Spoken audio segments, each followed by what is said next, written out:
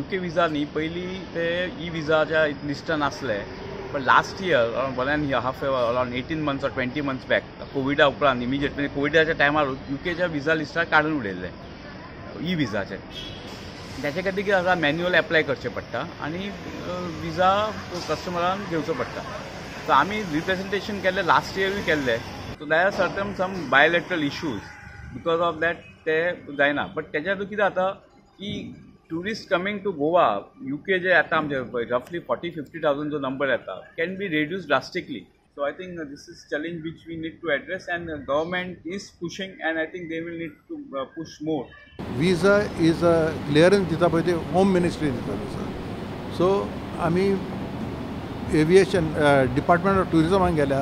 We have also approached the Home Ministry. Now very soon we'll be going to the Chief Minister personally and from the chamber and to tell him to use his good office.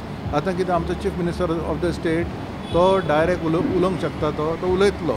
तशेंच आमी हेका approach जाल्या आमचो mister Shripad Naik, तो minister for tourism आसा, ताकाय सांगलां आमी तुवें गुड ऑफिस मातशें हें कर आनी ताका सारकें सांगलां खंय प्रॉब्लेम जाता पळय तो. इतले मजगतीं रशियन टुरिस्टांची अजूर एअर ही चार्टर फ्लायट रद्द जाल्या. From today onwards actually Azur has to start their operations. Azur airlines they have filed for their slots for the month of October, and they have cancelled it. This Azur has to operate from Russia. As of now, SCAT will be operating from 19th October. First charter flight. विजय म्हणटा गोंयाक British टुरिस्टांकडच्यान येणावळ चड.